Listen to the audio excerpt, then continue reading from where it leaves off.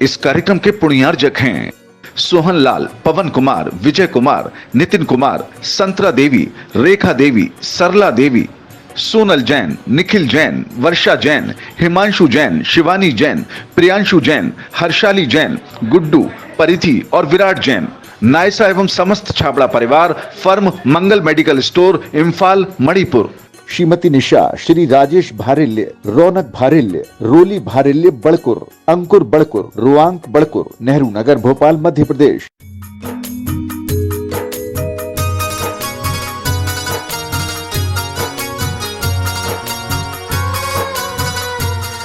जय बोलो देवादिदेव 1008 श्री भगवान महावीर स्वामी की जय जय जय। अहिंसा परमो धर्म की जय जय जय। पूज आचार्य गुरुवर श्री विद्यासागर जी महाराज की जय जय जय जय। बोलिए परम पूज्य मुनिवर श्री प्रमाण सागर जी महाराज की जय जय जय। मुनि संघ की जय जय। हमारे जीवन में अनेक प्रकार के प्रसंग आते हैं। कुछ प्रसंग ऐसे होते हैं जो हमारे अनुरूप घटते हैं, कुछ प्रसंग ऐसे होते हैं जो हमारे अनुरूप नहीं होते। जो प्रसंग हमारे अनुरूप होते हैं उनके प्रति हमारा सहज झुकाव होता है और हम उसका रस भी लेते हैं, आनंद भी लेते हैं। जो हमारे अनुरूप नहीं होते उसको लेकर के हमारे मन में क्षोभ होता है, दुख होता है। और मनुष्य की एक वृत्ति है कि वो सब चीज़ों को अपने अनुरूप देखने की कोशिश करता है। संत कहते हैं चीज़ों को अपने अनुरूप देखना बुरा नहीं है, पर चीज़ों को केवल अपने अनुरूप बनाने की कोशिश करना अच्छी बात नहीं। चीज़ें अपने अपने स्वभाव के अनुरूप परिणमन करती है। जीवन और जगत की घटनाएं हमारे हिसाब से नहीं चलती, अपने हिसाब से चलती है। उन घटनाओं को यदि हम व्यापक दृष्टि से देखते हैं तो हमारे मन में सुख और संतोष होता है, लेकिन जब उनके प्रति हमारा दृष्टिकोण, नज़रिया बिगड़ जाता है तो स्थिति गड़बड़ होती है। आज मैं एक ऐसी ही बात आप सबके बीच रख रहा हूँ। बहुत सारे लोगों के जीवन में हर पल शिकायत होती है। वे अंदर से बड़े व्याकुल और क्षुब्ध होते हैं और ऐसे लोग को हम कहते हैं वे लोग जिनकी दृष्टि एक पक्षीय है, एकांगी दृष्टि, जहां हम केवल अपने अपने अपने अपनी बात देखें, अपनी अपनी बात सोचें, अपनी ही बात करें और अपने ही हिसाब से अपना व्यवहार करें, तो वहाँ जीवन में बहुत गड़बड़ियाँ होती है। हमारे जीवन के दुखों के कारणों में ये सबसे बड़ा कारण है, वह है एकांगी दृष्टि। एकांगी दृष्टि, एकांगी दृष्टिकोण, एक पक्षीय रवैया। आज कुछ भी हो, चीजें तो घटती है, अनुकूल भी प्रतिकूल भी। अगर मेरी दृष्टि एकांगी होगी तो मैं उसे उसी दृष्टि से देखूंगा जो मेरे अनुकूल है। अगर मेरे अनुकूल नहीं है तो मुझे तकलीफ दे होगी और फिर उसके कारण मेरा मन क्षुब्ध होगा, मैं शिकायतें करूंगा और कई प्रकार की और भी गड़बड़ियां हो सकती। एकांगी दृष्टिकोण के कारण ही मनुष्य के मन में क्षोभ, क्रोध आता है, द्वेष बढ़ता है, कलह बढ़ती है। अपनी दृष्टि को पलट करके देखिए। आज 4 बातें एकांगीपन के संदर्भ में मैं आप सबसे करूंगा। एकांगी दृष्टि, एकांगी सोच, एक पक्षीय दृष्टि, एक पक्षीय सोच, एक पक्षीय बात और एक पक्षीय व्यवहार। हम लोगों के यहाँ एक शब्द आता है पक्षपात। पक्षपात क्या है? जब व्यापकता से न देखकर किसी एक की तरफ हमारा झुकाव हो। जिस मनुष्य की एक पक्षीय दृष्टि होगी वो कभी सामने वाले के हिसाब से देखेगा नहीं, सुनेगा नहीं, और जो भी होगा अपने हिसाब से गणित लगाकर वो पूरा निर्णय कर लेगा। होता है? अपनी दृष्टि की पड़ताल कीजिए। मेरी दृष्टि कैसी है? जो एक पक्षी से दृष्टि से देखेगा वो अपने व्यक्तित्व को ऊंचा नहीं उठा सकता। कुछ बातें एक पक्षीय दृष्टि को उजागर करने वाली मैं आप सबके बीच रख रहा हूं। आपने किसी को कोई काम बताया और वो काम नहीं हुआ, सामने वाला आया, आपने पूछा उससे काम हुआ? उसने कहा नहीं हुआ। आप क्या करोगे? बरस पड़ोगे? बरस पड़ोगे? तुमसे तो कुछ होता ही नहीं, तुम किसी काम के नहीं हो, तुम तो पूरे नालायक हो गई बात। आपने अपनी बात कह दी, अपनी भड़ास निकाल ली, पर सामने वाले से कभी ये पूछने की कोशिश नहीं की कि उसने ये काम नहीं किया तो क्यों नहीं किया। एक पक्षीय दृष्टि जिस मनुष्य की होती है वो सब चीजों को अपने हिसाब से देखता है। जैसा मेरी आंखों में है वैसा ही दिखना चाहिए, वो अपने चश्मे से देखता है। वो नहीं कर सका, सामने वाले को आपने 10 बातें सुना दी और उसके बाद सामने वाला धीरे से कहता है कि मैं गया तो था, जिस काम के लिए मैं गया था वो दुकान ही बंद थी, तो मैं क्या करता। अब बोलिए, इसमें सामने वाले की गलती कि खुद की गलती है? आप ऑफ टाइम में किसी को भेज रहे हैं और सामान मंगाने की बात कर रहे हैं, सामने वाला सामान लाने के लिए गया भी, मिला नहीं, तो उसमें क्या दोष? अगर आपकी दृष्टि एक पक्षी होगी तो सदैव आप उसके ऊपर दोषारोपण करोगे, और दृष्टि यदि व्यापक होगी तो आप चीजों को नजरअंदाज करने की कला सीखेंगे। हर क्षेत्र में जहां एक पक्षीय दृष्टि होती है वहां विग्रह और विप्लव होता है। आज किसी न्यायालय में जाओ, वकील एक पक्षीय बात करता है क्योंकि उसकी दृष्टि एक पक्षी है, वो अपने क्लाइंट के लिए लड़ता है ना। दोनों वादी हो या प्रतिवादी, उनकी बात एक पक्षीय होगी, उभय पक्षों की बात सुनता है। जज की दृष्टि उभय पक्षीय होती है, समझ गए? वो जज की दृष्टि उभय पक्षी होती है, वो दोनों की बात सुनता है क्योंकि उसकी दृष्टि में सामने वाला क्लाइंट नहीं, न्याय है। अपने मन को पूछो, आप अपने जीवन के संदर्भ में विचार करो कि तुम्हारी स्थिति क्या है। तुम अपने संदर्भ में वकील बनते हो या जज? हर व्यक्ति अपने दोषों और दुर्बलताओं को नापने के लिए, उसे गलती को भी अच्छा साबित करने के लिए वकील बन जाता है,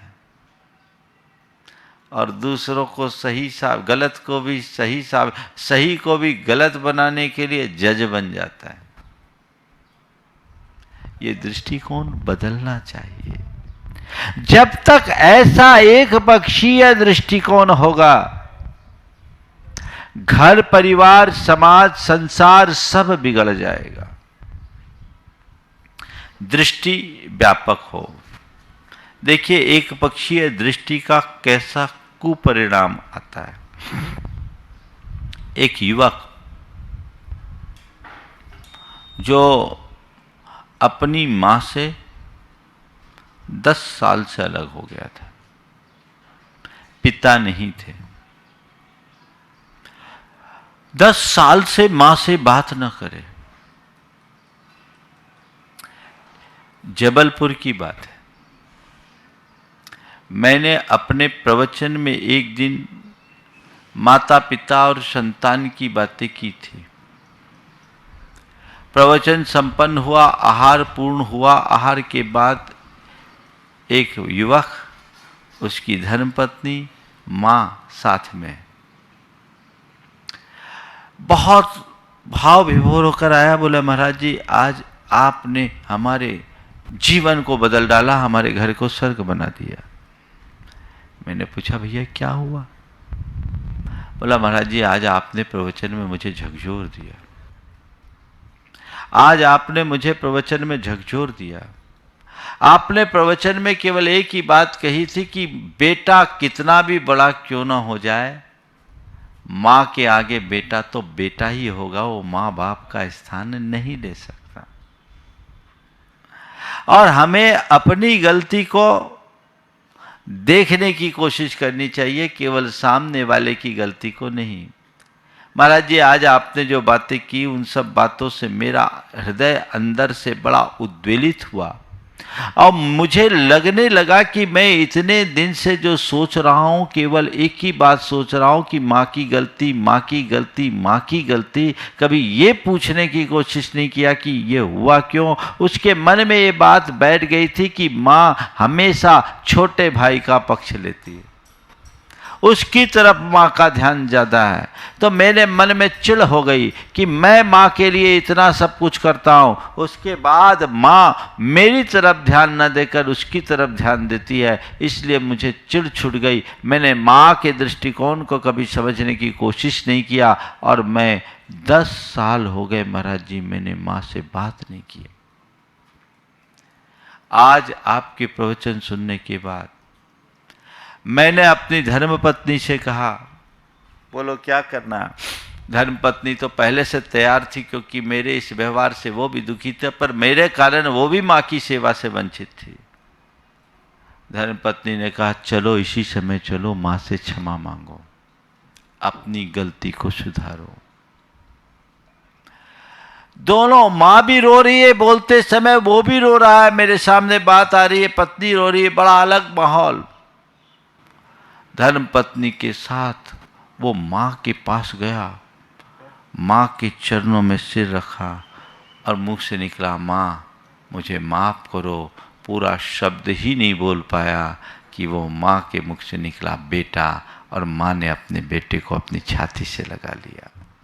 दोनों बहुत देर तक रोए, बहुत देर तक रोए और बेटे ने केवल एक ही बात कहा कि मां मेरे मन में एक ही बात का मलाल था कि तुम छोटे पर विशेष ध्यान देते हो, मुझ पर नहीं। तो मैं इस वजह से दूर था, लेकिन अब मेरी सारी शिकायतें खत्म हो गई। मां ने कहा बेटा तुम 2 बेटे हो और दोनों मेरी 2 आंखें हो, मेरे लिए कभी मैंने किसी पर पक्षपात नहीं किया।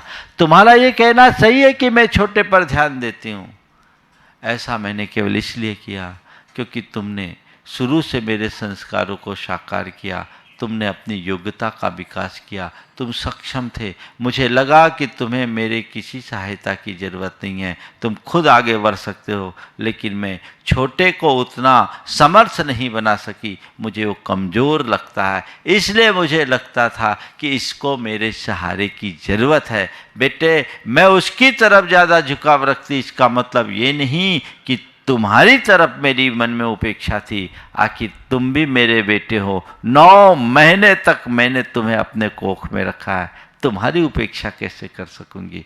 लेकिन मेरी दृष्टि को समझने की कोशिश तो की होती।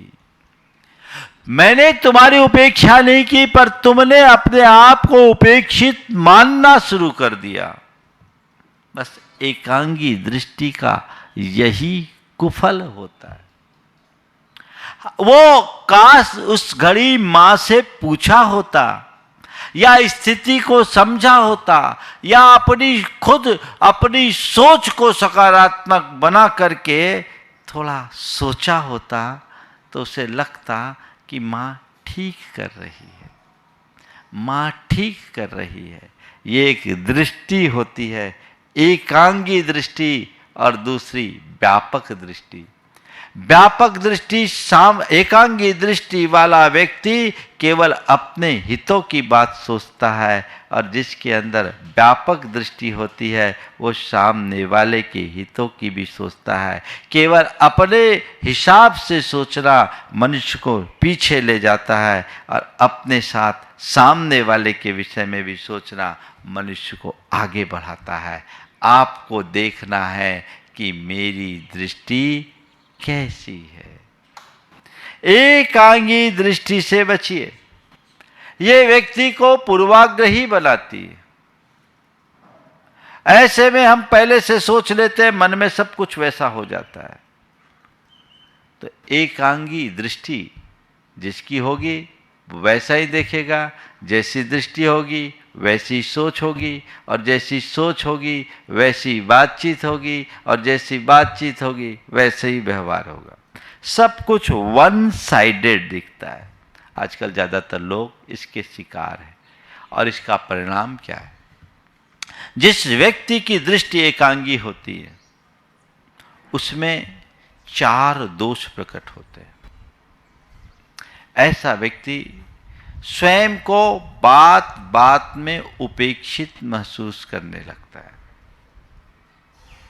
उपेक्षित, कोई मेरी उपेक्षा करे न करे, पर मैं अपने आप को उपेक्षित महसूस करूं तो कभी सुखी होऊंगा। ऐसा व्यक्ति पूरे जीवन दुखी होते रहता है, उसे कहीं कुछ लगता नहीं। हर बात में उसे लगता है कि ये सब मेरे लिए उल्टा ही हो रहा है, ये मेरे लिए उल्टा ही हो रहा है, मेरे लिए उल्टा ही हो रहा है। उसके मन में ऐसी भावना भर जाती है, छोटी छोटी बातों में भी उपेक्षित, तिरस्कृत महसूस करने लगता है, अपने आप को अपमानित महसूस करने लगता है। और जब व्यक्ति अपने आप को उपेक्षित, तिरस्कृत, अपमानित महसूस करता है तो उसके हृदय में क्रोध, द्वेष, क्षोभ, ईर्ष्या, भय, शंका और चिंता जैसी दुर्बलताएं बहुत तेजी से पनपने लगती है।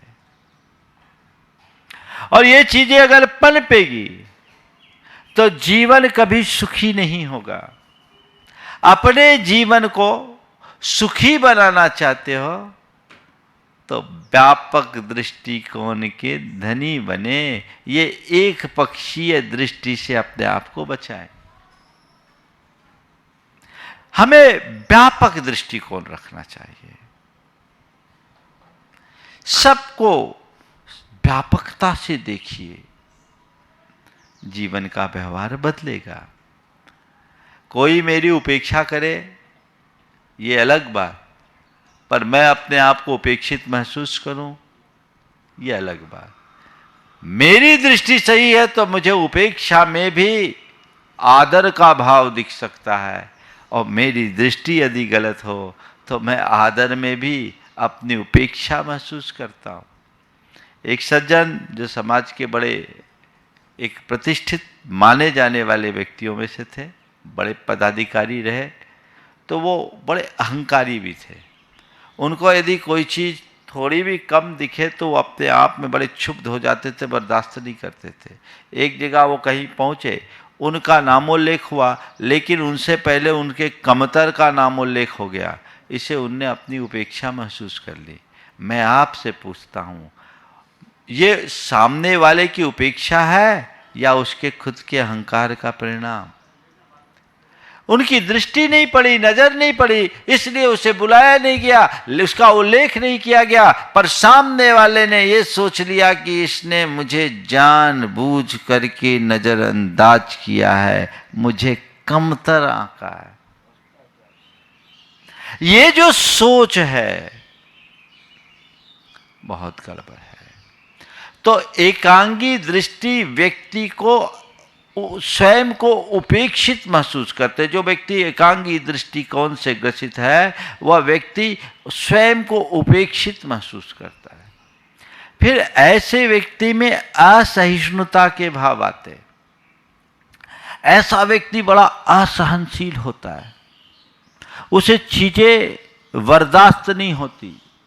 असहिष्णुता के परिणाम स्वरूप बहुत चिड़चिड़ा स्वभाव हो जाता है, उसका मिजाज बड़ा उल्टा हो जाता है। बस अपने हिसाब से है सब बोल दिया और वैसी उसकी प्रतिक्रियाएं होने लगती है। जीवन में असहज स्थिति बन जाती है। तो बार बार में चिड़चिड़ाना, बार बार में क्षुब्ध हो जाना, किसी बात को सहन नहीं कर पाना, तो ये तो मनुष्य की एक दुर्बलता है ना।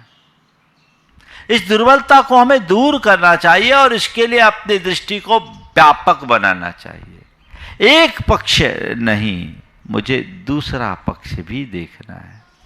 कई बार ऐसा होता है, कई बार ऐसा होता है। बाद में जब असलियत पता लगती है तो कहते खामखा हमने ऐसा कर लिया। एक सज्जन ने अपनी एक बात कही, देखिए कैसी स्थिति होती है। उन्होंने अपने घर में अपने बेटे के लिए एक जिम्मेदारी सौंपी। बेटे ने उस जिम्मेदारी को पूरा भी किया, पर अपने पिता को कम्युनिकेट नहीं कर पाया। किसी को बताया नहीं, वो बाहर गया। उन्होंने अपनी धर्मपत्नी से पूछा, जो जिम्मेदारी मैंने उसको दी थी वो कर दिया क्या? बोले नहीं, मुझे पता नहीं, शायद हुआ नहीं। बस तमा गया, तमा दिया। वहीं से फोन लगाया और बेटे को 10 बातें सुना दी। बेटे में एक संस्कार था कि पिताजी को कभी जवाब नहीं देता था, पिताजी को कभी जवाब नहीं देता था। और जब पिताजी की पूरी बात हो गई तो बेटे ने धीरे से कहा, पापा आपने जो काम कहा था सब हो गया, सारे पेपर्स आपकी ही अलमारी में रखे हैं, मैं मम्मी को बता नहीं पाया, आपको बता नहीं पाया, हड़बड़ में आ गया। अरे तो पहले क्यों नहीं बता दिया? आपने पूछा कहाँ? आपने पूछा कहाँ? आपने मुझे अवसर कहाँ दिया? आप तो सीधे फायर थे। होता है ऐसा। ये एक पक्षीय दृष्टि का परिणाम है। तुमने क्यों नहीं किया? अरे पूछो तो, किया कि नहीं किया? फिर उसके मन में खुद ऐसा लगा, खामोखा मैंने अपने बेटे को जरूरत से ज्यादा डांट दिया। आधी अधूरी जानकारी पर निर्णय लेना और प्रतिक्रिया देना एक पक्षी दृष्टि का सबसे बड़ा दुष्परिणाम है। ऐसे लोग बहुत कुछ कर लेते हैं, बाद में अपना सिर पकड़ करके बैठते, रोते, माथा ठोकते। अब क्या होगा? भैया व्यापक दृष्टि रखो और अपने हृदय में सहिष्णुता का भाव जगाओ। कुछ गलत भी हुआ है तो उसे पचाओ, कदाचित उसका प्रतिकार भी करना है तो करो, पर प्रतिक्रिया गलत मत करो, सही तरीके से करो। गलत की अगर गलत प्रतिक्रिया करोगे तो तुम दूसरी गलती कर बैठोगे। दृष्टिकोण व्यापक होना चाहिए, समझ विकसित करना चाहिए। देखिए, जिनका दृष्टिकोण व्यापक होता है वो लोगों के द्वारा भड़काए जाने पर भी कितने शांत होते हैं। एक युवक आईआईटी किया और उसकी एक मल्टीनेशनल कंपनी में जॉब लगी और वो कुछ दिन को लिए अमेरिका चला गया। काफ़ी अच्छी उसकी हैसियत थी, काफ़ी अच्छी कमाई थी। बाद में वो भारत आया। भारत आने के बाद उसका अपना परिवार में काफ़ी अच्छी, बहुत अच्छा बिजनेस था और संपत्ति भी थी। छोटा भाई उसको देखता था। 4-5 वर्ष वो बाहर रहा, भारत आया तो उसने किसी ने भड़काते हुए कहा कि तुम्हारे पापा ने तुम्हारे छोटे भाई और तुम्हारी बहू के नाम पर बहुत सारी संपत्तियां ली है और कुछ उनने अपनी प्रॉपर्टीज भी दी है, तुम अपने पापा से कुछ नहीं कहोगे? बोला मैं कहूँगा, मैं कहूँगा। बोले क्या कहोगे? बोले तुम्हें नहीं बताऊँगा, तुम्हें नहीं बताऊँगा। वो सीधे अपने पापा के पास गया। बोला पापा मुझे खुशी है कि आपने छोटे भाई के लिए कुछ प्रॉपर्टीज दी है, मैं चाहता हूँ कि सारी प्रॉपर्टीज आप भाई को दे दो, क्योंकि मुझे उसकी कोई ज़रूरत नहीं, छोटे भाई को ज़रूरत है। मुझे तो आपने इस लायक बना दिया कि कुछ नहीं हो तो इससे कई गुनी प्रॉपर्टीज में खड़ी कर सकता हूँ। एक बड़ी कंपनी में वाइस प्रेसिडेंट की स्थिति में था, काफ़ी अच्छा उसके पास था। बोले पापा मुझे इसकी ज़रूरत नहीं। और उस व्यक्ति से कहा कि ध्यान रखो, उस व्यक्ति से जो बात कहा वो ध्यान देने की बात है। उसने उस व्यक्ति से कहा, जब उसने उसे कहा, बोला ध्यान रखो, बड़ों की कृपा पर हमारा अपना अधिकार नहीं होता, वो उनकी करुणा होती है। उनने मुझे जो दिया मुझे ये देखना है, मैं ये नहीं देखता कि उनने दूसरे को क्या दिया, मुझे जो दिया वो मेरे लिए पर्याप्त है। ये उदारता के लक्षण है। असहिष्णुता एक पक्षीय दृष्टिकोण का सबसे बड़ा परिणाम है। और तीसरा परिणाम है अनुदारता। व्यक्ति बड़े बड़े नैरो माइंडेड होंगे, उसके मन में संकीर्णता आएगी, चीज़ों को बहुत छोटे तरीके से देखेगा, छोटी छोटी बातों में भी बहुत कुछ खुरपेच निकालने की कोशिश करेगा। और ये जो अनुदारता है वो व्यक्ति को क्षुद्र बना देता है, क्योंकि उसकी सोच अत्यंत संकीर्ण हो जाती है और छोटी सोच से अच्छी जिंदगी जी नहीं सकते। एक पक्षी दृष्टि रखने वाला व्यक्ति कभी उदार नहीं मिलेगा, वो अनुदार होगा, उसका हृदय छोटा होगा। और जिसकी दृष्टि व्यापक होगी उसका चित्त उदार होगा। तो स्वयं को उपेक्षित महसूस करना एक पक्षी दृष्टिकोण का प्रतिफल। असहिष्णुता होना एक पक्षी दृष्टिकोण का दूसरा परिणाम। अनुदारता आना तीसरा। और अहमन्यता, अपने आप अहंकार में फूले रहना, घोर अहंकार से ग्रसित होना, ये अहमन्यता उसका तीसरा परिणाम, चौथा परिणाम है, जो निरंतर रहता है। और व्यक्ति चीज़ों को अपनी तरह से, अपनी दृष्टि से देखने की कोशिश करते रहते हैं और नतीजा बहुत भयानक होता है। हमें इधर बहुत ध्यान रखना चाहिए। तो ये एक पक्षीय दृष्टि से बचिए, एक पक्षीय सोच हटाइए, एक पक्षीय बात और एक पक्षीय व्यवहार बंद कर दीजिए। कई बार ऐसा जीवन में प्रसंग आता है, व्यक्ति अपने तरीके से सोचता है और कुछ कुछ कर लेता है। अब इसके बचने का उपाय क्या है, इनका कारण भी बता देता हूँ एक पक्षी दृष्टि का, और एक पक्षी दृष्टि से बचने के उपाय भी बता देता हूँ। 10 मिनट का समय मेरे पास है। एक पक्षी दृष्टि का सबसे पहला कारण असमग्र चिंतन। असमग्र चिंतन, आधी अधूरी बात सुनी, आपने अपनी धारणा बना ली।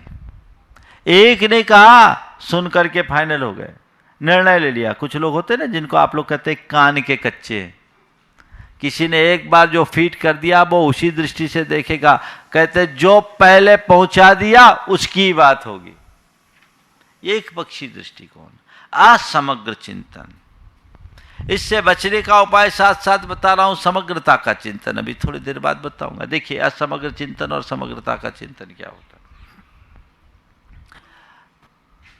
आप मान लीजिए आपके यहाँ आपका कोई व्यक्ति आया, दिल्ली से कोई व्यक्ति आया और आपने उसका बहुत अच्छा आतिथ्य किया, वो 2 दिन आपके घर रहा, आपकी बड़ी प्रगाढ़ता और आत्मीयता बढ़ गई और उसने कहा कि भैया जब कभी दिल्ली आओ तो मुझे याद करना, दिल्ली आओ तो मुझे याद करना, मेरे घर पे ही ठहरना, मुझे बहुत खुशी होगी।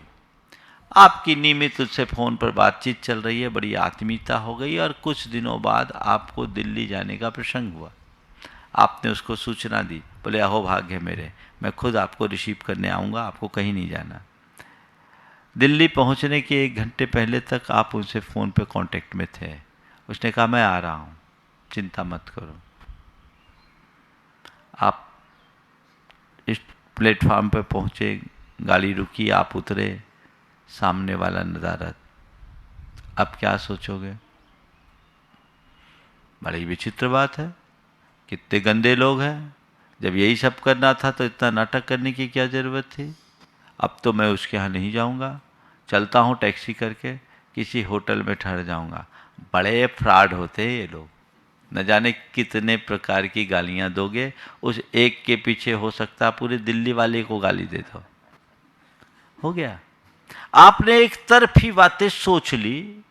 वो मुझे कमिटमेंट करके यहां नहीं आया, अब मैं सीधे होटल जाता हूं।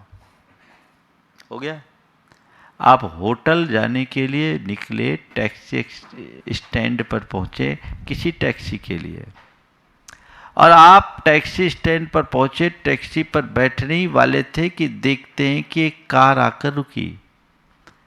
पीछे एक बड़ा अस्पताल है।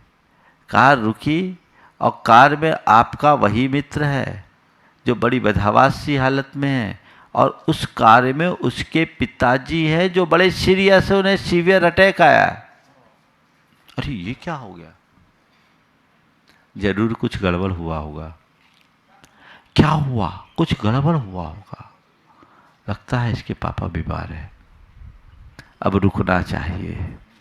सोच बदली, अब रुकना चाहिए। देखते हैं, वो सामने वाला अभी आपको देखा नहीं, बदहवास सी स्थिति है, और अंदर ले जाते समय एक बार आपकी उसकी नज़र मिली, पर वो कुछ बोलने की स्थिति में नहीं था। वो पिताजी को अंदर ले गया, उनका ईसीजी किया गया, ईसीजी बड़ा एबनॉर्मल था, उन्हें सीवियर अटैक आया। डॉक्टरों ने उन्हें आईसीयू में भर्ती किया। 1.5 से 2 घंटे इस पूरी प्रक्रिया में लग गई। तब तक आप वहीं खड़े हैं, खड़े हैं, खड़े हैं। अरे भाई इसके साथ तो वो आदमी आया, भैया माफ़ करना, तुम्हें बहुत कष्ट हुआ होगा। नहीं नहीं कोई बात नहीं, कोई बात नहीं। मैं क्या बताऊं, तुम्हें लेने के लिए गाड़ी गैरेज से निकाला कि अचानक माँ ने खबर दी कि पापा को चेस्ट में पेन हो रहा है। मैं लौटा, देखा बहुत ज़्यादा पसीना भी आ रहा था, पेन आ रहा था। सिम्टम्स देख करके मुझे लग गया कि ज़रूर पापा को अटैक आया होगा। कोई ड्राइवर नहीं, कुछ नहीं, एम्बुलेंस की व्यवस्था नहीं, तो मुझे पापा को लेकर के आना पड़ा, खुद ड्राइव करके आया। स्थिति ऐसी हुई कि मैं तुम्हें फ़ोन भी नहीं कर पाया। तुम्हें तकलीफ़ तो हुई होगी, माफ़ करना। नहीं नहीं कोई बात नहीं, ऐसा होता है। कल काश मुझे मालूम पड़ जाता तो मैं भी तुम्हें सहयोग देता। क्या हुआ? थोड़ी देर पहले जिसको गाली दे रहे थे उसके प्रति अब सहानुभूति और प्रेम कैसे प्रकट हो गया? गलत सामने वाला था कि तुम खुद थे? जब एक पक्षीय दृष्टि रखोगे तो तुम सामने वाले को गलत ठहराओगे, और जब उभय पक्षी दृष्टि रखोगे तो अपनी गलती का एहसास कर पाओगे। सामने वाले को गलत ठहराना बहुत सरल है, खुद की गलती का एहसास कर पाना बहुत कठिन है। अब जब तुम सामने वाले की दृष्टि से देखोगे तभी ये योग्यता अपने भीतर विकसित कर पाओगे। तो असमग्र चिंतन हमें एक पक्षीय बनाता है। दूसरा, नकारात्मक सोच। अगर सोच नेगेटिव है तो वो उसी डायरेक्शन में चलाएगा। जिनकी भी सोच नकारात्मक होगी वो हमेशा हर बात को उल्टा ही सोचेगा, वो और एक ही डायरेक्शन में सोचेगा, उसके अलावा उसे कुछ दिखाएगा ही नहीं। अब महामारी है तो महामारी महामारी महामारी महामारी का ही वो रोना रोता रहेगा, उसके अलावा कुछ नहीं। देखिए कैसा होता है नकारात्मक सोच और सकारात्मक सोच की बात।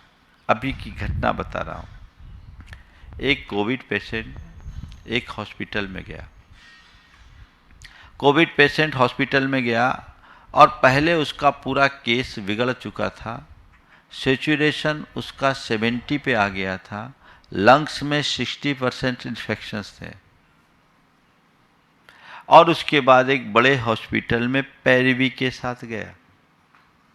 सामने वाले ने पहले ही कह दिया कि भैया ये केस बहुत गंभीर है, स्थिति को संभाल पाना बड़ा मुश्किल है, आप इतना दबाव दे रहे हैं, हम इसको रख रहे हैं, अब जैसा होगा देखेंगे, लेकिन मामला बड़ा क्रिटिकल है। लोगों ने रखा।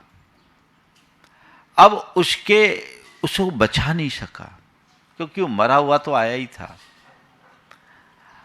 वो चला गया।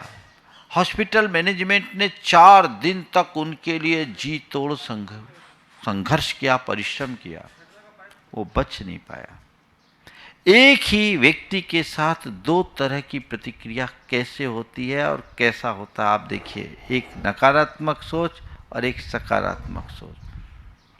एक व्यक्ति प्रतिक्रिया कर रहा है जो उसका एक रिश्तेदार था कि हॉस्पिटल वालों ने इसे ठीक तरीके से देखा नहीं, संभाला नहीं, और इसलिए वो आदमी चला गया। पर लड़के का जो पिता था उसने कहा, मैंने अपने बेटे को खोया, इसका मुझे दुख है, पर मैं आभारी हूँ इस हॉस्पिटल के मैनेजमेंट का कि इस घड़ी में भी जहाँ किसी को कोई बेड तक नहीं मिल सकता था, इन्होंने हमें सारी उत्तम फैसिलिटीज़ देने की कोशिश की। मैं मानता हूँ इनकी कोई कमी नहीं थी, कमी मेरे भाग्य की थी।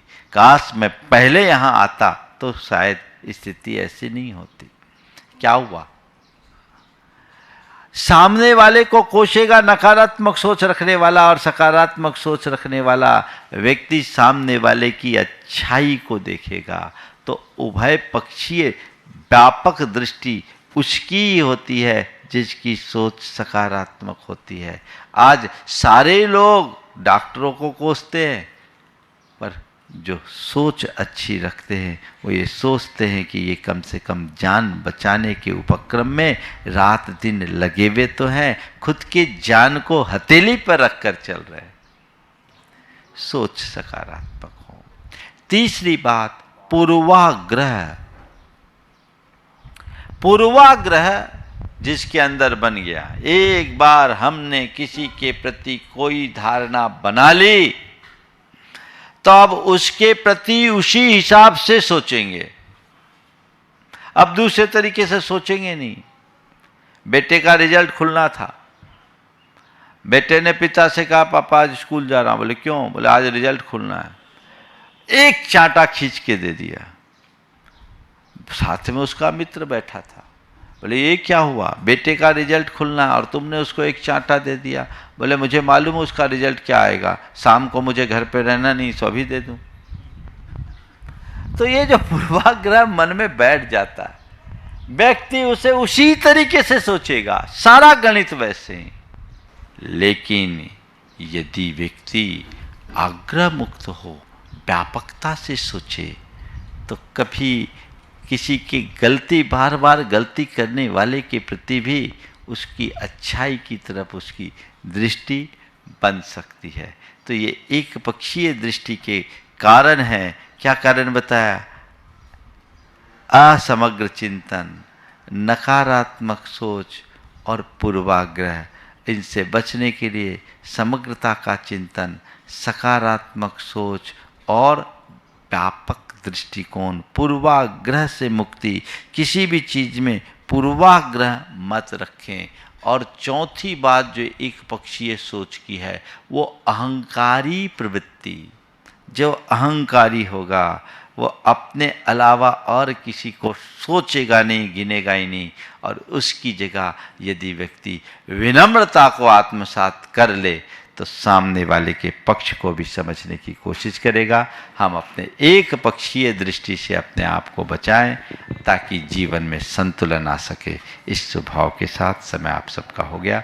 यहीं पर विराम। बोलिए परम पूज्य आचार्य गुरु श्री विद्यासागर। इस कार्यक्रम के पुण्यार्जक थे सोहनलाल, पवन कुमार, विजय कुमार, नितिन कुमार, संतरा देवी, रेखा देवी, सरला देवी, सोनल जैन, निखिल जैन, वर्षा जैन, हिमांशु जैन, शिवानी जैन, प्रियांशु जैन, हर्षाली जैन, गुड्डू, परिधि और विराट जैन। नायसा एवं समस्त छाबड़ा परिवार, फर्म मंगल मेडिकल स्टोर, इम्फाल, मणिपुर। श्रीमती निशा, श्री राजेश भारिल्य, रौनक भारिल्य, रोली भारिल्य बड़कुर, अंकुर बड़कुर, रुआंक बड़कुर, नेहरू नगर, भोपाल, मध्य प्रदेश।